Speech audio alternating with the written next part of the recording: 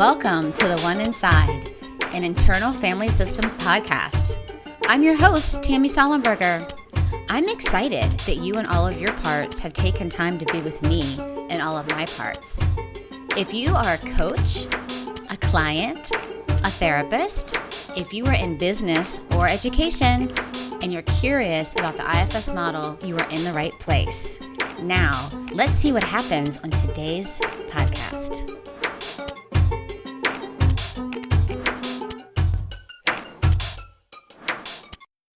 Hey everyone. On today's episode, Julie Honeycutt and I chat about her faith walk and her IFS journey. Julie states that IFS already has a spiritual component and IFS is compatible with Christianity.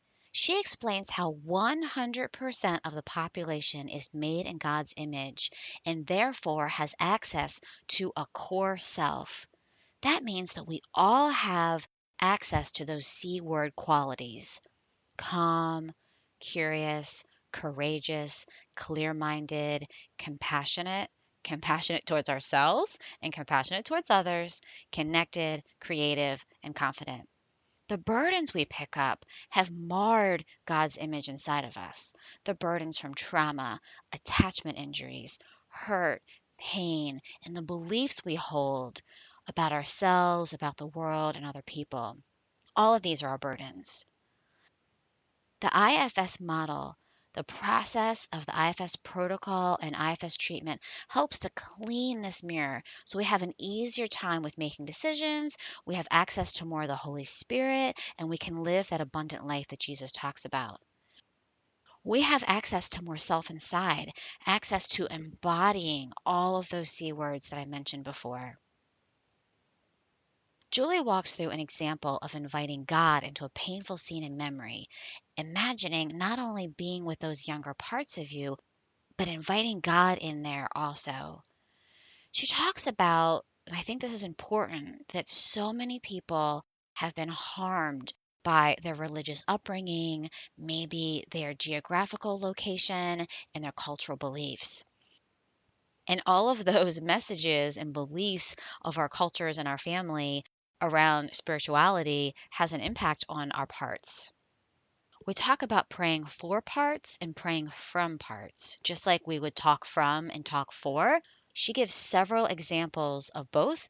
And after I spent all week this week editing this, I've decided this episode is a bit of a tease because we really need a whole episode about this subject alone. If you agree with me, let me know and I will get Julie back on very, very soon. She also states that Jesus had parts, but he didn't have burdens. And I had to stop her here because I imagined that Jesus was always in full self energy. I thought that was really interesting. One last word. No matter what your spiritual path is, I hope you'll listen. Praying from a part and praying for a part are ways to give parts voice. Julie says every part deserves to have a voice in the world, with us, and with God. Enjoy. How are you? I'm well. How are you? I'm well too. Yeah, enjoying summer and pretty outdoors. So Do you get a wide range of weather where you are? not really. The summers are pretty consistent. Just usually it's between 65 and 90. So for me, that's not too wide of a range. From being from Tennessee, I'm used to a much wider range. So I'm much hotter. No, yeah, I totally get that. So why don't we just start with tell me where in the world you are and what do you see when you look out your window? Sure. So we are in Birmingham, Michigan. That is on the Detroit side of the state. We've been here 2 years now. We moved here from Grand Haven, which is the Lake Michigan side of the state. And we were there for 3 years. So Michigan has been home to us for 5 years now. Yeah. So right now I'm looking out my window on my new backyard. We just bought a house. So Congratulations. Thank you. I'm waiting any minute now to see baby bunnies. They just left their nest, which is right outside my window. They left their nest on Sunday. So we've been seeing them out and about frolicking. So Oh it's my been gosh. precious. I think I'm originally from Maryland and I live in New Hampshire and we've lived here, I don't know, 15 years maybe now. And I think when you buy Yeah. a house, that's definitely like, okay, I guess we're really going to stay here. Yeah. Yeah. It was a big decision. And, my he's a priest. His calling has not always been about parish ministry. But right now it is. And this parish is responding very well to his particular giftings. And so we really feel like this is a good place to make home and really pour ourselves into this community, and not just the parish community, but the community at large. So, yeah. Yeah, the town. And yeah, because that's part of it too, is being in the town and integrating into the larger community for sure. Yeah. I was just talking to someone the other day that Michigan is a really nice culture. People here, it's kind of typical Midwestern people. They remind us a lot of people in Nashville, Tennessee, which is where we're from. Just hospitality and friendliness. However, being a transfer to Michigan is not easy because people in Michigan are so family oriented that if you're new to Michigan, they'll be nice to you, and I mean genuine too, but they don't really have room for you in their lives. So it's hard to really assimilate. So that's been an interesting process. Yes, yes. So where have you found a buddy or two? I've really been so grateful when every time we move, I pray, God, please bring me this special person. And I mean, supernaturally he has. And I mean, just unbelievable stories of how I will come across meeting someone and now we're soul friends. I mean, we're just the depth and the immediate things of importance that we have in common. It's just, I don't know how else to explain it other than answered prayer. It really has been great. That is awesome. Yeah. And it is an answered prayer because that can help that the landing there, or it can make it a really miserable and isolating and lonely process. Exactly. Yeah. So what denomination is your husband? Like what type of priest is he? We are Greek Orthodox. And so the Orthodox Church is part of, it's basically divided by ethnicity instead of different dogmas. We all believe the same thing. Orthodoxy is the second largest Christian religion in the world, behind Catholics. And here in America, though, however, it's not as large, so it's not as well known. But basically, Orthodoxy is the denomination, if you want to even use that word. It's not completely an accurate use of the word, but it was what the Christian church was before Catholicism came about in the 1100s. And then, of course, the Reformation in the 16th century 1600s was the continuation of denominations being split off from the Catholic Church. But at one point in time, for over a millennial, all Christians were the same denomination. And that's a big part of our church history that oftentimes gets overlooked. We just kind of got tired of being blown around with the latest trends in the churches and decided to go back to the roots and just really be able to settle in spiritually and have stability in our faith and everybody around us believing similarly. And, there's essentials and non-essentials. And that's the other thing about the Orthodox Church is they're very gracious when it comes to the non-essentials. It's not super dogmatic of you must believe X, Y, and Z about the non-essentials. Of course, they want you to believe in the Holy Trinity and, believe in the creed. But other than that, it's very gracious. Did you and your husband meet at a seminary? No, so yeah, we met in Nashville, Tennessee. We've been married 12 years now. So we got married when we were a bit older. We actually met at a Christian counseling center. I was interviewing for a job at a center where he already worked. And so he happened to pop in during my job interview. I took the opportunity to ask him for a work lunch and get the inside scoop on this company that I was going to be working for. And that lunch turned into just immediate sparks and connection. And then how long were you guys in Nashville? We lived in Nashville for 7 years. And is that where you're from Yeah. originally? It is. Yeah. So I was born in Buffalo, New York, but my parents were done with the snow. I was 5 years old when we moved to Nashville. Then I went away to college. So I lived in Jackson, Mississippi for 10 years. And when it was after I had gone to grad school and established my career that I had moved back to Nashville. And that's when I met my husband. You're in Nashville, and then what happens? We owned a Christian counseling center together. And so we were doing that, and it was growing. And he felt a calling to walking with people for more than just the window of time that they come to counseling. And that was his spark. I think as a therapist, there's a lot of grief that people who go to counseling don't really realize that therapists have to do, of walking with someone, holding their story, holding their pain, and then you launch them out, but you hardly ever hear from them again. And so there's a loss there. And so he was just noticing that for himself. And so we were a part of the Anglican church in Nashville. It was actually a missionary church.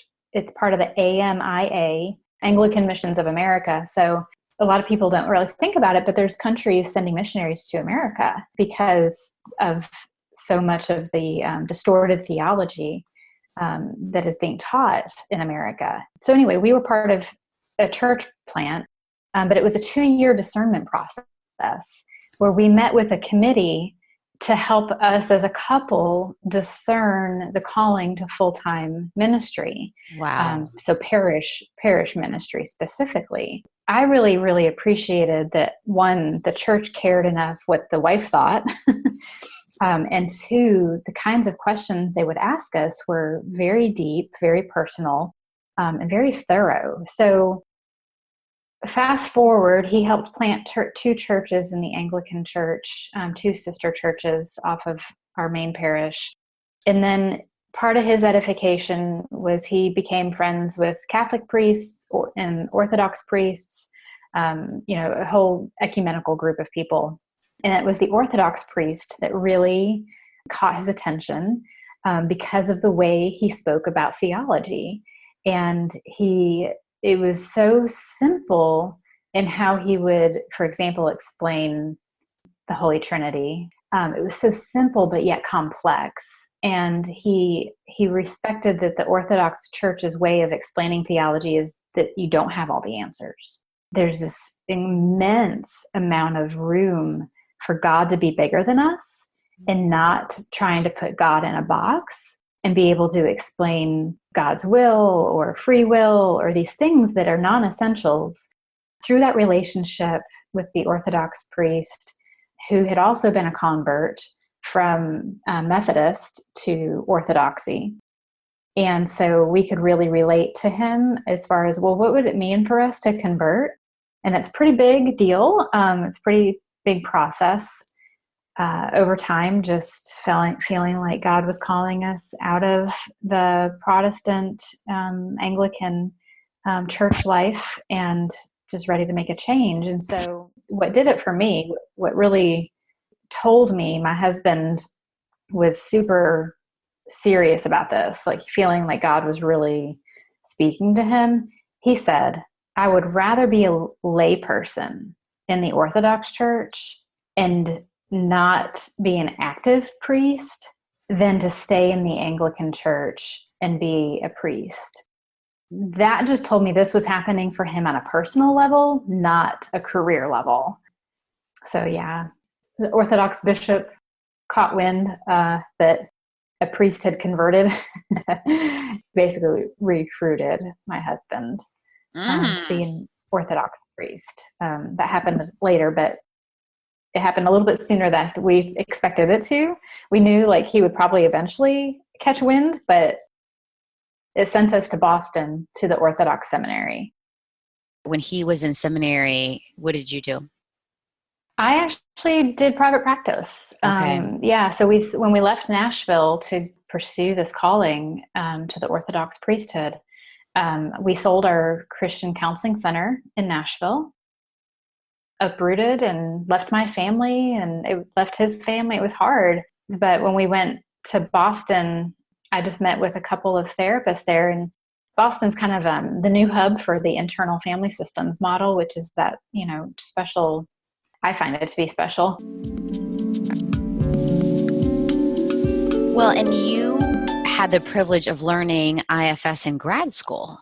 Is that right? That is, yeah. Wow, yeah. That was a godsend. So, like I mentioned, my graduate program was in marriage and family therapy, but it was at a seminary. And so the program at the time was like one of 10 in the country, not that many of them out there, that were integrating psychology and theology in an extremely thorough way.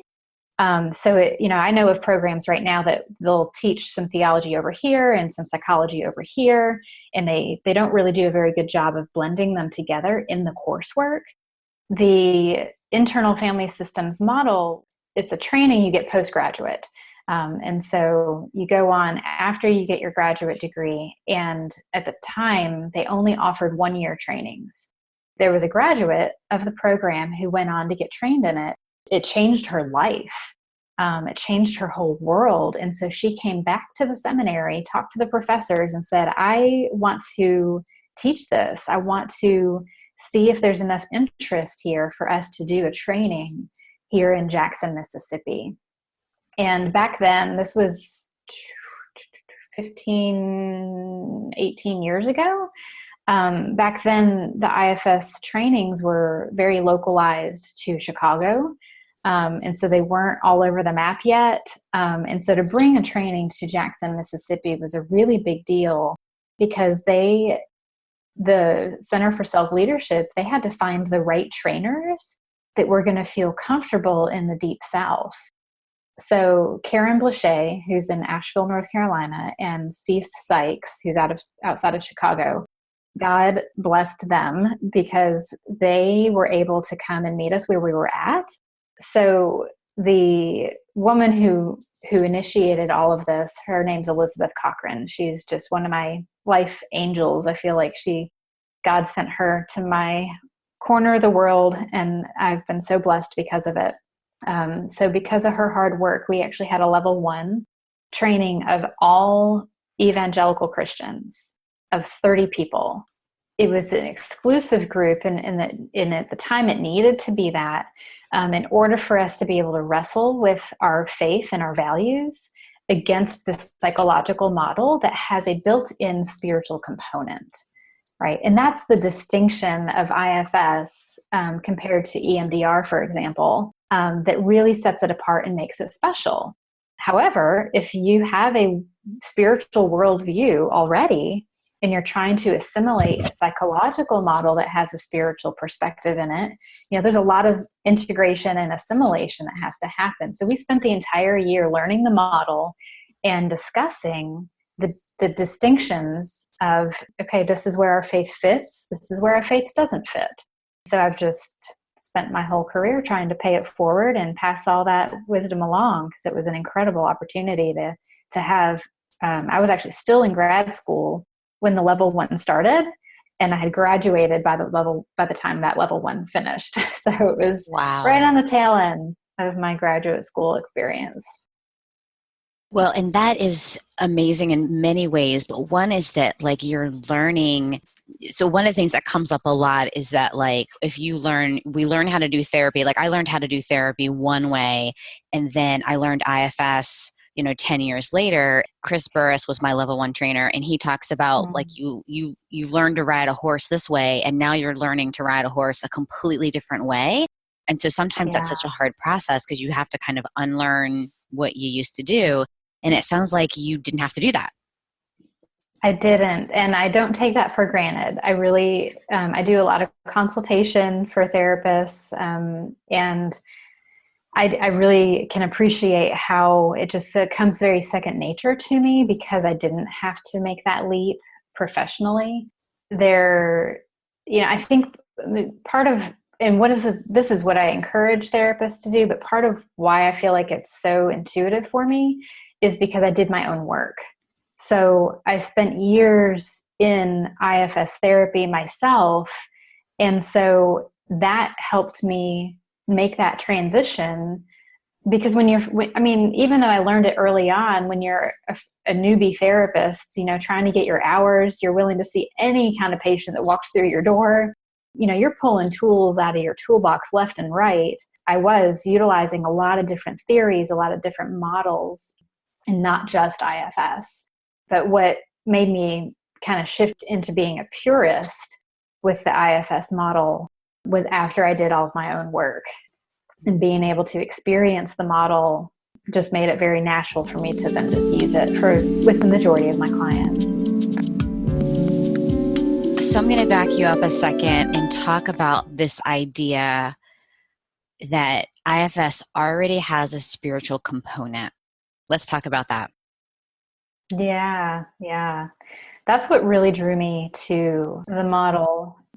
So in the model, we have parts, and then we have self. And self is not considered a part. However, we have self-led parts. And so it can get a little bit complicated in the conceptualization, but essentially the model teaches that self is a spiritual essence. And in that sense of core self, and this isn't talking about what Freud would call the ego. That's not the kind of self we're referring to here in IFS, but it truly is like what Christians would call the God image, or in Latin, it's oftentimes referred to as the imago Dei. So core self is that pure place inside that we're created in the image of God. And that's 100% of the population, right? Not just Christians are made in the image of God, but 100% of the population. So that means every single human being has access to their God image inside. And the psychological model has just labeled that core self. And that would be the spiritual component that it's acknowledging, the model is acknowledging, on top of the pathology, which is going to be burdened parts. And most psychological models just focus on pathology. They don't focus on the inner strength of a person in their essence. Right. So then in other models, in other theories, there's such a focus on making parts behave or managing parts. And it's almost Right. like parts are having to manage parts instead of there being this self that can be with parts and transform parts and heal parts. Exactly. And so the power of the model is the word connection comes to my mind. So in my belief, we're created for relationship, and God created us for connection. So when we don't have that knowing, and I'm using like a capital K kind of knowing that we are connected, that we belong, our defense mechanisms will go haywire. And when our defense mechanisms go haywire, we end up with a bunch of symptoms. And it could be something as extreme as alcoholism, or it could be something as mild as cleanaholic, someone who compulsively has to clean their house, right? Not going to have a huge impact on their world, but it's still problematic. And so in IFS, we call these defense mechanisms that have gone haywire burdened parts, right? And so then traditional therapy would say, well, we need to manage those burdened parts. We need to control, that behavior. And even in Christianity, that's what's taught. We need to, have self-control and don't be too angry. And all of these messages about not being too much of anything. Yeah. And that just stifles us. It doesn't, we aren't living into the way God created us to live, if we try to manage all of our behaviors. Well, and that brings to mind what you said earlier about theology being in a box, like it God or having God in a box that has to look like this. Oftentimes it's almost like if you're a Christian, you need to look like this. You're a Christian girl Yeah. or a Christian guy. This is the box that you need to look like. So you need to manage your parts so that you look like this. Right, exactly. And those kind of messages are the burdens that we all accumulate.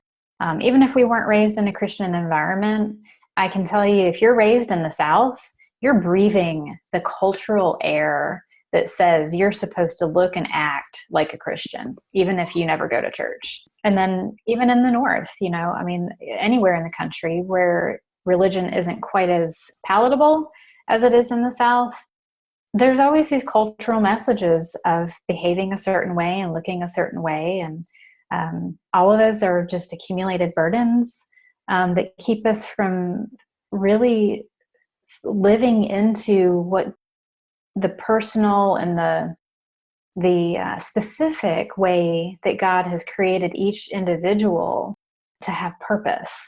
And so I kind of think of it like a mirror that reflects God. So that mirror is our core self. That's our imago Dei. And it can't reflect God accurately or clearly if that mirror has been mucked up or marred, to use some reformed theological language there. And so that mirror gets dirty with all these burdens that we accumulate through life. And so the IFS process, the way I use it, is that we want to clean off that mirror. We want to unburden and get rid of all this either bad theology or burdened messages that culture has put on us, or trauma. We also accumulate burdens through traumatic experiences. So we want to clean off that mirror so we can more fully reflect the image of God. And when we do that, we make decisions that are more in line with his purpose for us.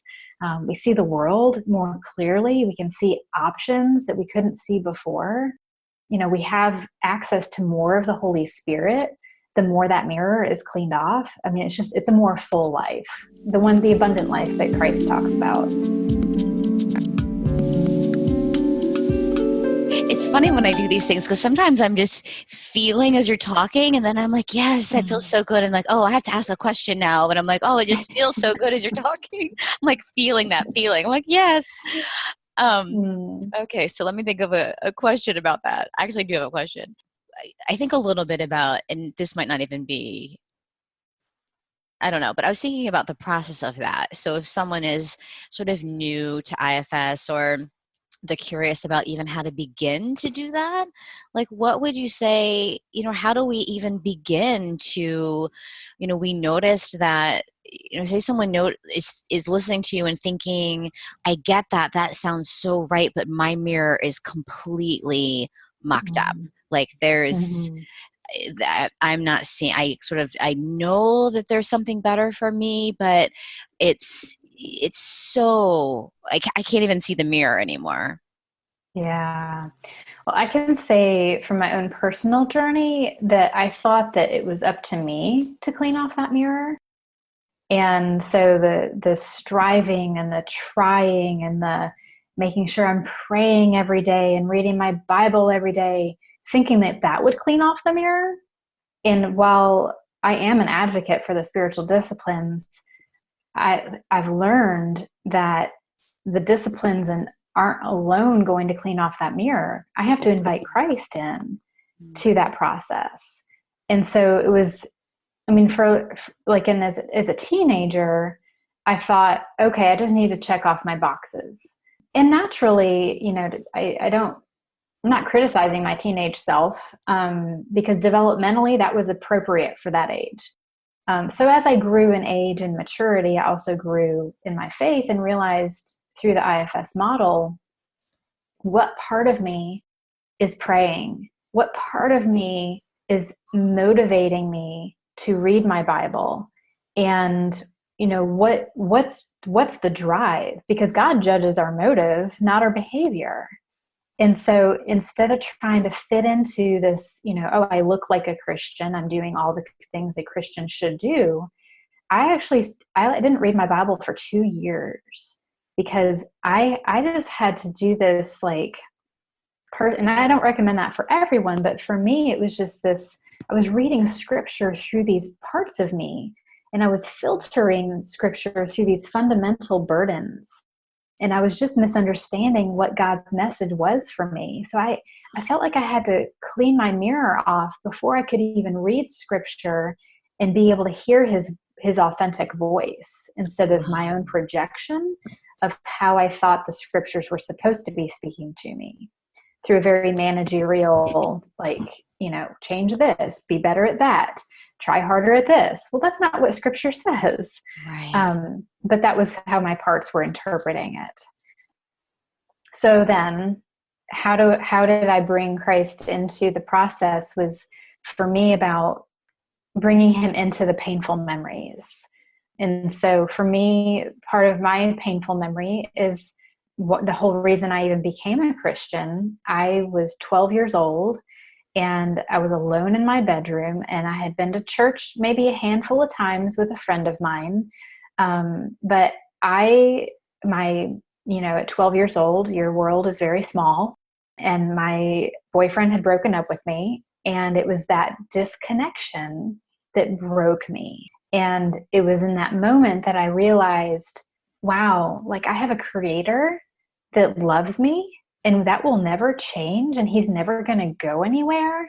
And it was in that brokenness that I became a Christian. And so for me, bringing Christ into a painful memory was how it started for me. So it felt very natural to then bring Christ into additional painful memories that I won't go into here, but the trials and tribulations of life and being in relationship with abusive people and harsh people and difficult situations of, sometimes not having a place to live all the time, and just, hardship, and being able to look back and not only invite him into the painful memory, but more accurately be able to perceive that he was already there. Right? Because when we're in our trauma, and we have the psychological research that shows us this, when we are experiencing a traumatic event, a painful experience, our brain actually puts blinders on in order to help us survive. But nonetheless, those blinders block out our perception of God as much as they are trying to block out additional traumatic stimulation or process. So there's an incredible psychiatrist, Carl Lehman is his name.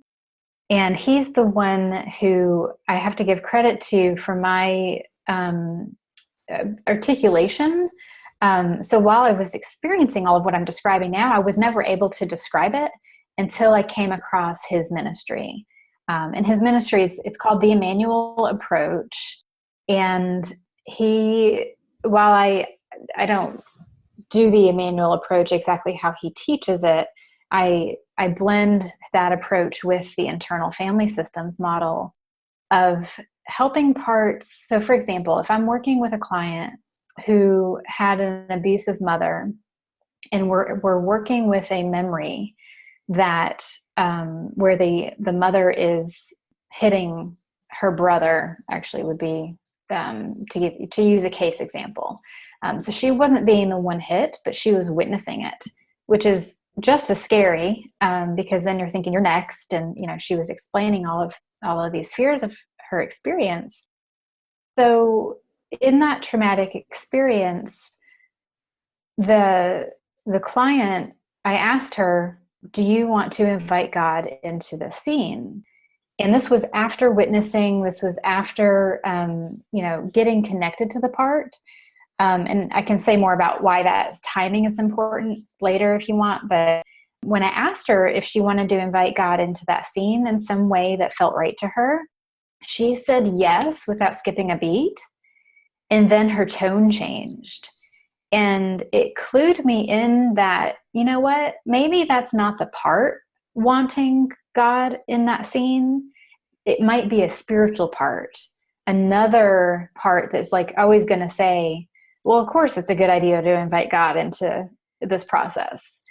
And so I just kind of picked up on the tone change. And that's really part of how I will pick up on detecting parts is that subtle shift. And so what I did is I just, instead of naming a spiritual part, because that can really complicate the process for people, I just asked her, can you reconnect with that little girl that was watching your brother get beat?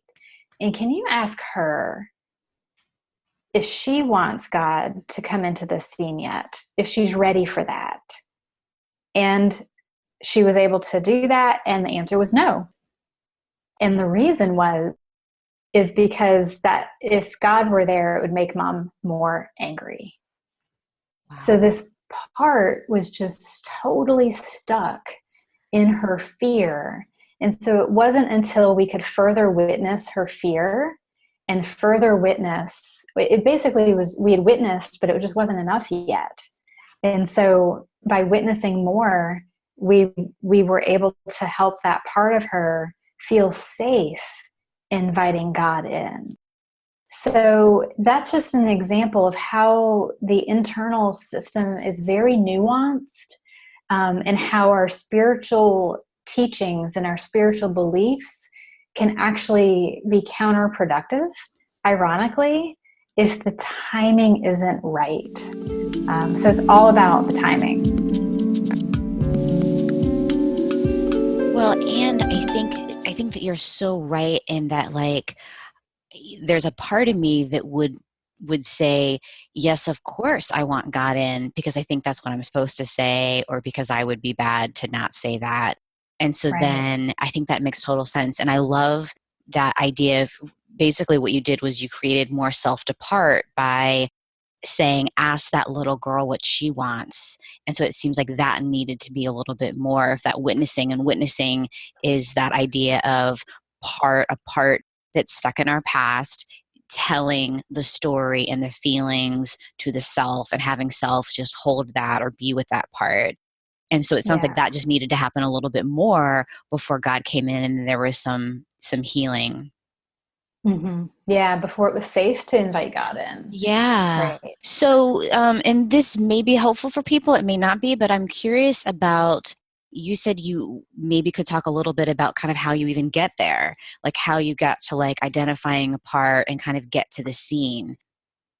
Yeah. Well, so with that particular case, she came in, I'm trying to remember her presenting issue, because that's usually where we start, right? So we start with, why are you here? How do you perceive that I might be able to help you?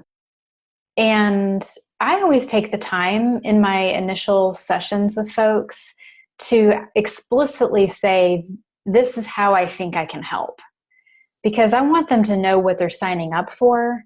And so I will say things like, if they're talking about having trouble with interpersonal boundaries, I will reflect that to them, but I reflect it back in parts language. So I'm hearing that there's a part of you having trouble setting boundaries with your son, or having emotional boundaries with your son, that whenever he cries, you cry. And so I just reflect the different parts. And so that's how I'm introducing just that concept. I'm not really teaching it. I'm just reflecting it back very naturally. And then that will eventually lead to me saying, I believe I can help that part of you that feels so connected to his emotions. I believe I can help that part of you still care about your son without having to be flooded and overwhelmed by the emotion. And so I'm giving them very specific ways that I believe, and I truly believe I can help them establish those boundaries internally. And I explain to them that it will result in an external boundary just naturally. And so it's always from the inside out that we truly transform.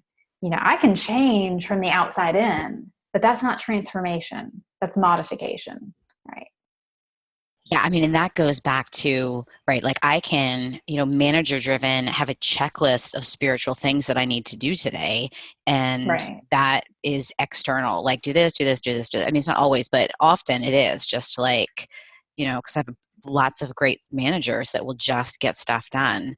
And Right. that feels very different. It feels very different operating from external motivation, for sure. Yeah. Like managers that can get stuff done, whether it's that checklist of, what it looks like to be a Christian, or the checklist of, how do I keep my house peaceful so my husband doesn't get mad or my children don't get mad, right? We have these checklists that we're constantly processing, but we're not always very aware. And so I actually wrote this little prayer for a workshop I did. So this is a prayer for our inner tasker. And it just says, help, dear Lord, help my inner tasker. Remember that if I have more work than what I can get done in a healthy amount of work hours a day, then I'm doing more than what God has called me to do. Right. And so it really, I believe this model can help us grow, not just in our spiritual walk, but how our spiritual walk ends up manifesting in our everyday life, even when it comes down to that to-do list, or maybe especially when it comes down to that to-do list, that God wants to be involved in every detail, the mundane of our lives, not just the broad stroke circumstances in which we find ourselves. So when I think about how the tasker part of me can just take over and manage a situation and manage a household and manage owning my own business or whatever it might be, it's really easy to forget to invite God into that. And it's really easy to think, oh, but I'm doing ministry, and so I must be in God's will. Well, that's not necessarily true. Sometimes we can be too busy for God that we actually forget to have a relationship with God. Right. We're too busy connecting to tasks and not connecting to Him. Well said. Yeah. So by praying for parts, we then are genuinely bringing God into the knit and grit of life. So let me give you another example of praying for a part, because I'm not necessarily teaching my clients not to pray from parts, but I'm wanting to teach them the distinction. So there's praying from parts, which is our typical go-to. We're blended with a part, we're flooded by an emotion, and we're praying from that feeling, right? Versus praying for the feeling. So here's an example of praying for anxiety. Lord, infuse my anxious parts with your presence. Please use my anxiety to draw me closer to you. When I feel anxious, help me pause and listen to the inner alarm system and comfort the need or the desire inside. May your spirit remind these anxious parts of me that you are always with all of me. Right? Instead of God, help me not be anxious, which is typically praying from a part, that's what we're going to say. It's a prayer of inviting God in to the anxiety.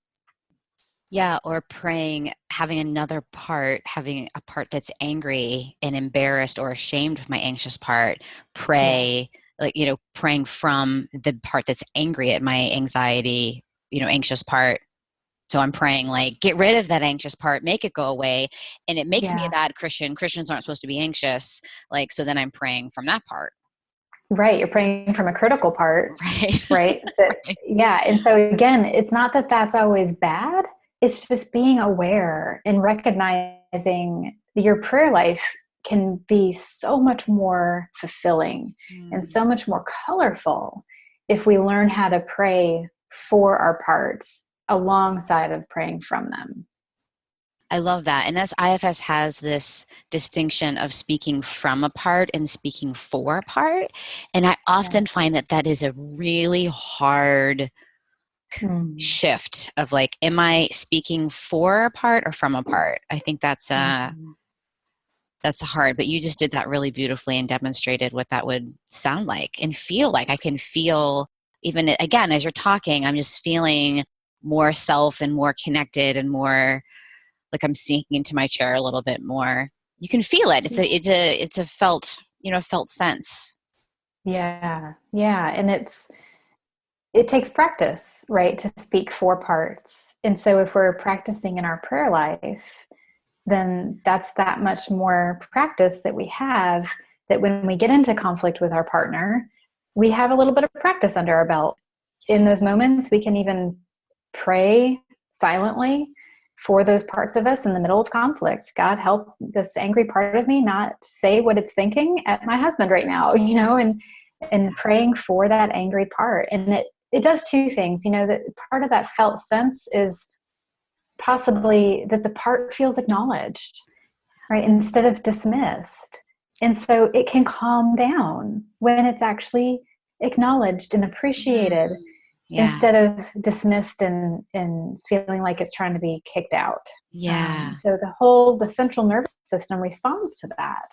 And we have this calmed sense of sinking into our chair, like how you said that. So it really, when it impacts the physiology, and John Gottman, he's an amazing researcher that he puts the science to some of this. So it isn't just a bunch of fluff. It's not just about, even if you're not a super strong spiritual person, there's tons of research that talks about how effective prayer is on the physiology. So we're all connected in the sense of like, we're connected spirit, mind, and body. And oftentimes psychology wants to compartmentalize, or the medical field wants to compartmentalize the body separate from the mind and the spirit.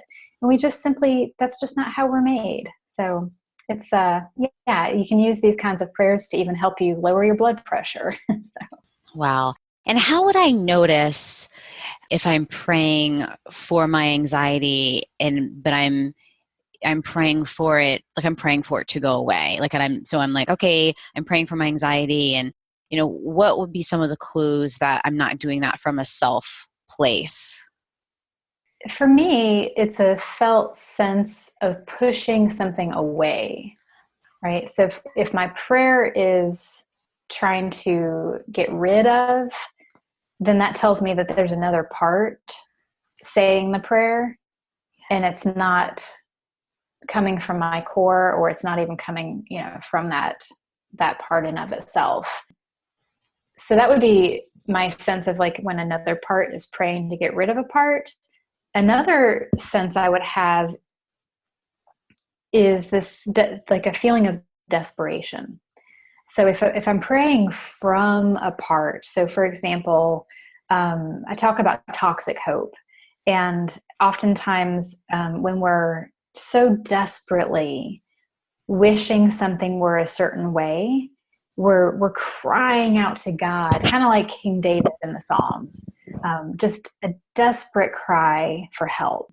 And that would be a good indication of you're praying from the part that is just crying out. Again, neither one is bad. It's just about being aware. Right. Yeah. Right.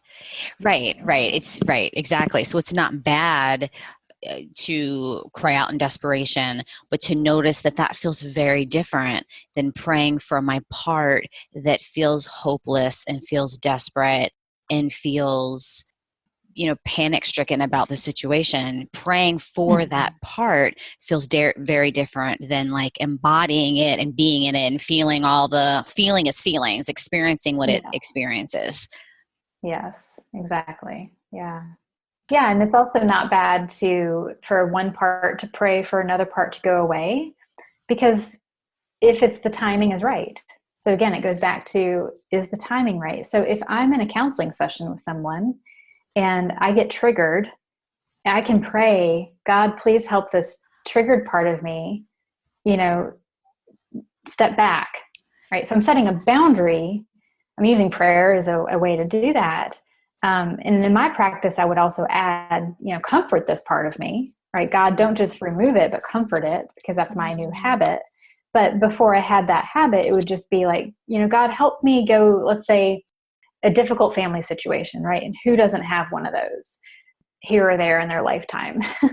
So I'm going into spending time with family. Okay, God, please help my angry part or my impatient part just not be here. Like, help it be somewhere else. Help me not feel this anger when I'm with my family members.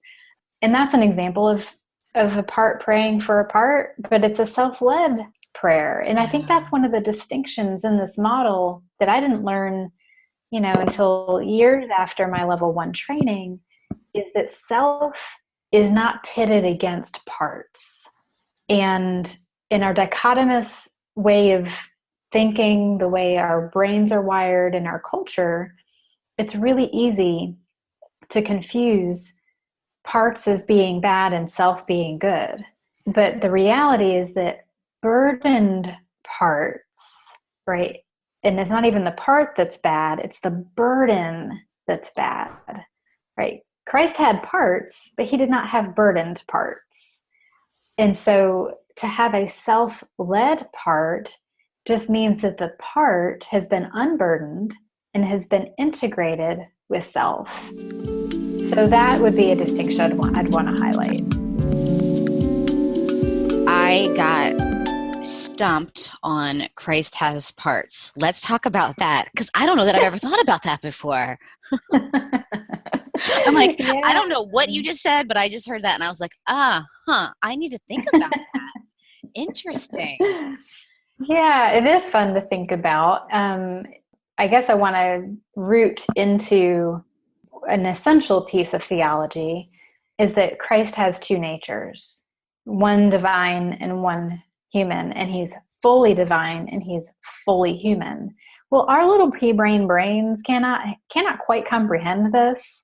And I just want to acknowledge like the mystery of that and the mysticism of that. And like, that's part of one of the aspects of God that I don't believe we need to understand. We just have to have faith. So with that said, Christ was fully human. And so he had parts, he had feelings, he had opinions, he probably had food preferences. Maybe he liked one fish better than another type of fish. I don't know. But he was fully human. And so because of his full divinity, though, his parts never accumulated burdens. So he never had false beliefs. If he had a traumatic experience, he moved through it with grace, because of his full divinity.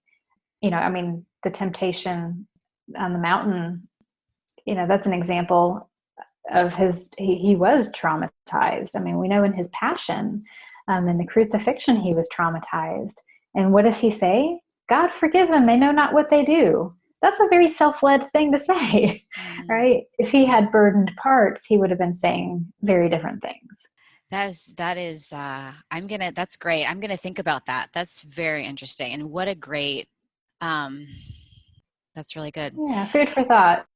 I know one of the things that you said at the very beginning is you like putting information out there. And I know something about you is that you do a lot of workshops. So let's talk about what you're doing and what you've got out there right now. Sure. Thanks, Tammy. So I have parts coming up right now, just hesitant to even go here because I'm in a season of been working on writing a book.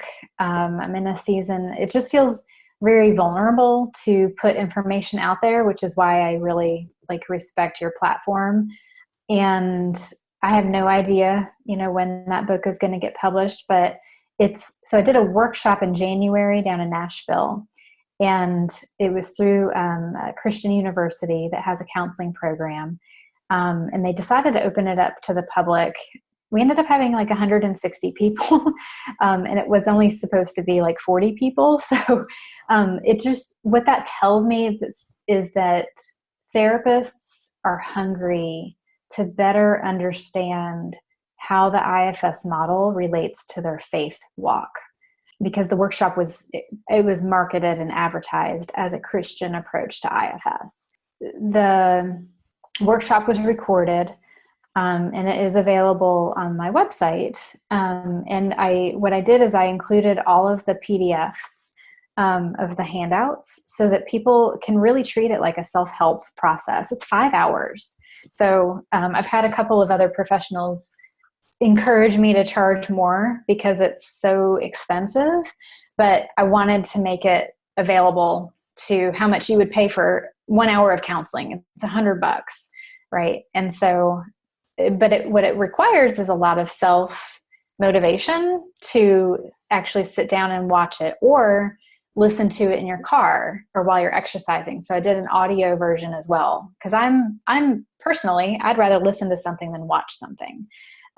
However, the content is obviously easy to listen to, but the experiential nature of the IFS model, that's why I wanted to include the video, because there's some meditations that I walk people through. There's some exercises, some journaling references. I even have people write a prayer for one of their parts. So it's a really comprehensive. It was a 6-hour workshop, so it was a full day workshop that we condensed down to 5 hours. So that's been my latest. I will continue to carry the torch and bring awareness of the IFS model to the Christian community, and also awareness to the secular psychological community that the IFS model is very compatible for Christians. And I'll also be speaking at an Orthodox organization where we actually gather medical professionals, theologians, and mental health professionals. So again, it's that spirit, mind, and body perspective. And this year we'll be gathering in Chicago.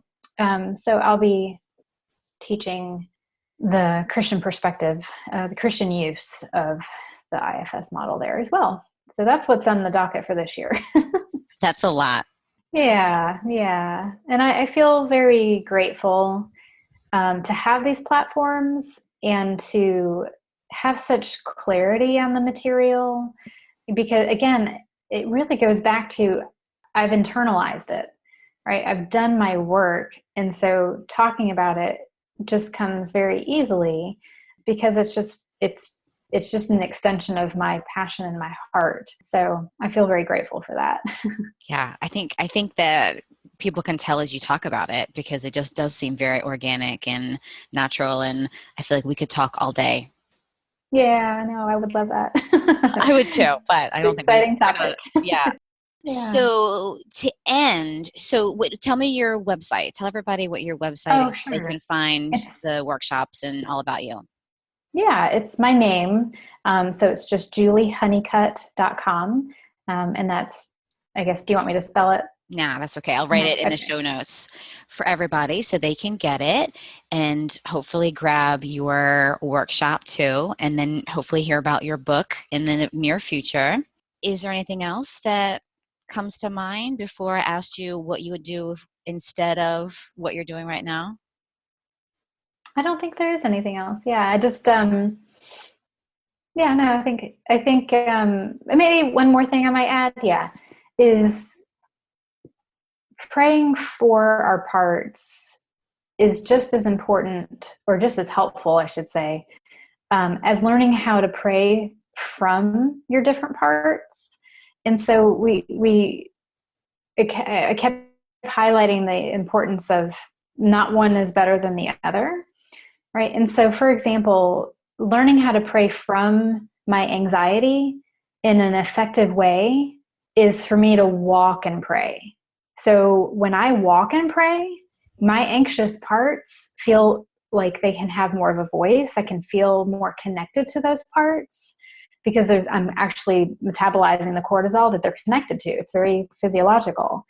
Whereas if I'm praying for a part of me that, like, let's say if I'm praying for my introvert part, I'm actually going to want to be very still and maybe even have like some soft music playing. And so I've just really loved exploring and asking my parts, how do you want to pray versus this other part. How do you want to pray? And it's just brought so much life to my prayer life. And then all these parts feel connected to Christ in their own special way. And so it's not just this, one size fits all kind of approach to prayer.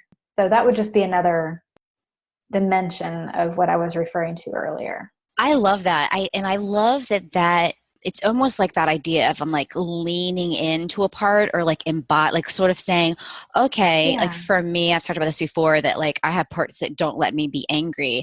So if I could one of my friends actually told me, why don't you just put like Beyonce on the radio and turn it up and do like like sort of like loud, angry dancing. And I was like, that's a good idea. But there's a part of me was like, nope, not going to do that. So if I could lean into that angry part a little bit and really, let that angry part speak out of me, and sort of from that actually would feel really good for me, because, other parts just push that down so far. So I think that makes a ton of sense. Yeah, every part deserves to have a voice. And so it's whether it's a voice in the world, or for what I'm, really emphasizing today is having a voice with God. Yeah. And really that part, feeling, especially angry parts, feeling God loves them. Aww. That is so healing and so powerful. Yeah. Oh, thank you for sharing that. Yeah. So, Julie, if you were not doing all the amazing things that you do, what would you do instead? Gosh, that's a hard question. I love my work. So I actually was called to full-time ministry in 10th grade. So I was you're 14, 15 in 10th grade. And so it really is hard for me to imagine like what else I would do. I love the satisfaction that comes when I'm with someone and I say something and I don't know where it came from. I'm like, thank you, God. And it just happens, and I'm not trying. Like that is just such a satisfying experience. So I guess if I really had to pick, I like to beautify things. Before I became a Christian, like when I was real little, I used to rearrange my bedroom all the time. And so I thought that, I was like 10 years old, I thought I wanted to be an interior decorator or something, or maybe that's what other people said about me. But just even like looking out in my backyard right now, I still have stuff in boxes, but my backyard is getting more and more beautiful because that's where I'm spending all my time. So yeah, I don't know. I love to just beautify things. And I guess that's reflective of what we've been discussing of, beautifying, cleaning off that mirror, right? Making it accessible to the image of God. And so that's a good answer. I actually just imagined, mirrors look like all shapes and sizes. And I imagined like the mirror really transforming into something with, kind of going from like, a metal, gross kind of metal mirror to like one that has gems or seashells, or, that even, you could even beautify it that way. Yeah, I love that. Yeah, that's a great image. It speaks to the inner life. And because I'm an introvert, my inner life has always been very active. And so being able to help or find a practical way to bring God into that very active inner life, it's been, it's just saved me. So I love being able to help others discover that as well. Thank you, Julie. It's been an honor to talk to you. Yes, thank you for having me today, Tammy. Your questions are so poignant and so thoughtful, and I've really enjoyed our conversation.